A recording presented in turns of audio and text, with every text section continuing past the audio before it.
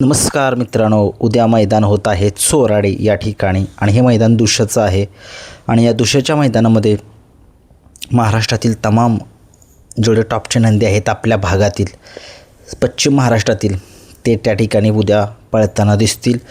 तर मग एक 20 पैरे अंदाजित मित्रांनो, की 10 पैरे ह्या चॅनलवरती आणि 10 पैरे त्या चॅनलवरती टाकतो आहे, की कोणते नंदी कोणत्या नंदीसोबत एक अंदाजित पळू शकतात. आणि चला बघूया. एक नंबरचा जो पैरा आहे तो मुरुमकरांचा चित्ता आपल्याला उद्या पळताना दिसू शकेल. आणि हा मुरुमकरांचा चित्ता जो आहे तो सुलतान या नंदीसोबत पळताना दिसू शकेल. आणि हा एक पैरा टॉपचाच आहे आणि दुशामधील. बघूया काय होते काय नाही. आणि हे पैरे सगळे पश्चिम महाराष्ट्रातील आहे बरं का, हे लक्षात घ्या. पश्चिम महाराष्ट्रातील जेवढे नंदी आहेत तेवढेच त्या ठिकाणी उद्या पळताना दिसतील. 2 नंबरचा पहिरा जो आहे तो मिर्झा आणि त्याच्यासोबत महिब्या हा नंदी पळताना दिसणार आहे. ही एक जोडी नामांकित आहे. ह्या जोडीमध्ये सुद्धा धमक आहे. आणि आत्ता एक मैदान झालं होतं, त्या मैदानामध्ये ह्या जोडीनं जो आहे तो गुलाल जो आहे तो मिळवलेला होता. आणि तीच जोडी उद्याच्या मैदानामध्ये अंदाजित पळण्याची दाट शक्यता आहे. 3 नंबरचा पहिरा या बैलगाडा शर्यत क्षेत्रामध्ये पुशेगावचा 1 नंबरचा मानकरी असलेला असा शाहिदभाई मुलानी नातेपुतेकरांचा हिंदकेसरी सचिन उद्याच्या मैदानामध्ये पळण्याची दाट शक्यता आहे. सचिन दुसरा आहे आणि सचिन कोणासोबत पळताना दिसू शकतो? सचिन आपल्याला पळताना दिसू शकेल पुष्पराज या नंदीसोबत. आणि ही जोडी मागच्या वेळेस पळाली होती वडूज फाटीवरती, दुशाचं मैदान झालं होतं त्या ठिकाणी. आणि त्याच्याच बेसवरच्या आधारवरती मला वाटतं ही जोडी पळू शकेल. गाडी पब्लिकनं लागलेली तरी सचिननं काय खेचलेली गाडी सगळ्या महाराष्ट्राला माहीत आहे, कारण की तो दोन्ही खांदे आता पळतो आहे. आणि बघूया उद्याच्या मैदानामध्ये सचिन आणि पुष्पराज ही जोडी पळते का काय, अंदाजित पैरा आहे मित्रांनो. 4 नंबरचा जो नंदी आहे, 4 नंबरचा जो पहिरा आहे तो आहे इस्पिक एक्का आणि त्याच्यासोबत आपल्याला गजा हा नंदी पळताना दिसेल.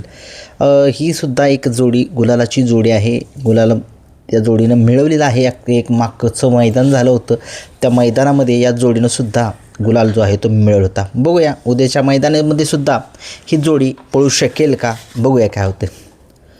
5 नंबरचा जो पैरा आहे या बैलगाडा शर्यत क्षेत्रामध्ये खूप मोठं नाव अशा ह्या सौ उर्मिलाताई माणिकशेठ गायकवाड तसेच कंदूर राजा चे मालक आपले सगळ्या महाराष्ट्राचे लाडके एकनाथ दादा यांचा जो कंदूरचा राजा नंदी आहे आपल्याला उद्याच्या मैदानामध्ये पळताना दिसणार आहे. तो कोणासोबत पळताना दिसू शकेल?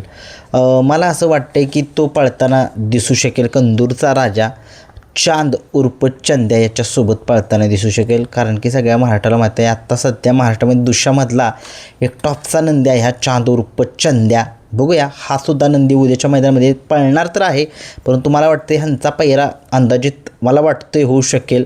बघूया जर पैरा झाला तर 100% गाडी गुलालामध्ये असण्याची दाट शक्यता आहे. बघूया शेवटी आता उद्याच्या मैदानात ठरवेल चोराड्याचं. 6 नंबरचा पैरा घातक आणि बहिरव ही जोडी आपल्याला उद्याच्या मैदानामध्ये पळताना दिसू शकेल. ही सुद्धा एक गुलालाची जोडी आहे. आत्ता वडूज फाटीवरती या जोडीनं गुलाल जो आहे तो पटकवलेला होता, त्याच्याच बेसवरती हा मी पैरा बनवलेला आहे. उद्याच्या मैदानामध्ये पळू शकेल का ही जोडी? तुम्हाला काय वाटते तुम्ही कमेंट्स बॉक्समध्ये सांगू शकताय.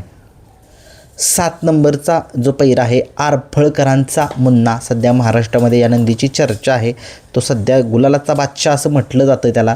आरफळकरांचा मुन्ना आपल्याला पुसेगावकरांच्या पक्षासोबत पळताना दिसू शकेल.